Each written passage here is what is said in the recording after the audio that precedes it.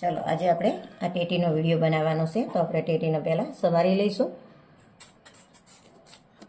અત્યારે બધાના ઘરમાં ટેટી આવતી હોય છે અને ટેટી પણ બહુ સરસ આવે છે. જે આપણે ટેટી છે આ ટેટી આપણે ખાઈ જઈએ છીએ અને જે અંદરનો પલ્પ હોય છે એને આપણે ફેંકી દેતા હોય છે, પણ એ પલ્પ આપણે ફેંકવાનો નથી. જેટલી ટેટી ઠંડી હોય છે એના કરતાં વધારે આ પલ્પ ઠંડો હોય છે.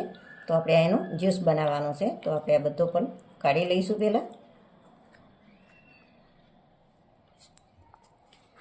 આ રીતે આપણે ઊંડા વાસણમાં નાખીશું એટલે આપણને બ્લેન્ડર કરતાં ફાવે.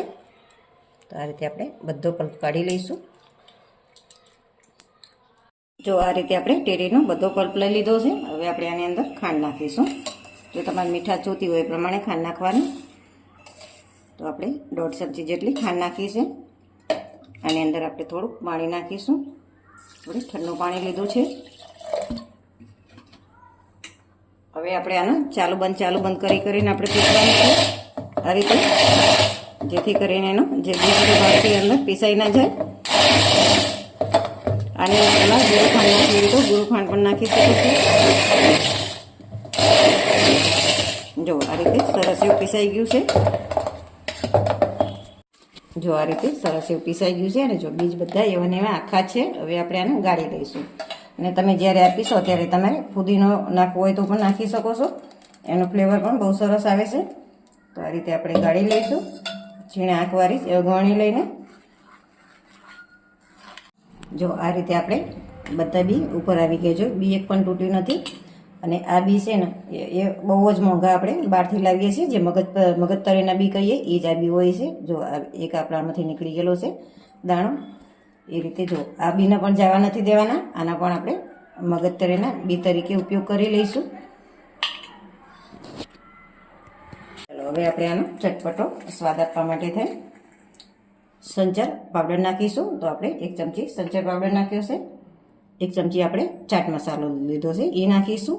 આમાં જલજીરા નાખવો હોય તો પણ તમે નાખી શકો છો. પુદીનો નાખવો હોય તો પણ તમે નાખી શકો છો. મરી પાવડર આપણે લીધો છે એ નાખીશું. બધી વસ્તુ આપણે મિક્સ કરી લઈશું. ખાંડ આપણે પહેલેથી જ નાખેલી છે.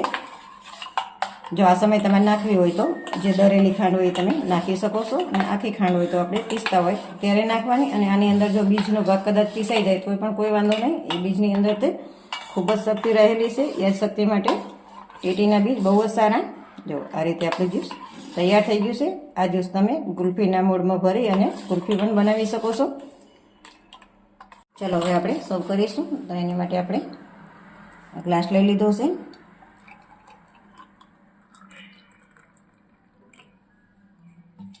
ઉપરથી થોડાક આપણે બરફના ટુકડા નાખીશું. તો આપણો ટેટીના બીજનો અને પલ્પનો જ્યુસ તૈયાર છે. અને આ જ્યુસ જો ઉનાળામાં ઘણાના ઊનવાની તકલીફ હોય છે, ગરમી વધારે થતી હોય છે, એના માટે આ જ્યુસ બહુ જ સારો છે. તો તમને આ જ્યુસનો વિડીયો ગમ્યો હોય તો લાઈક કરો, શેર કરો અને સબસ્ક્રાઈબ કરવાનું ભૂલતા નહીં.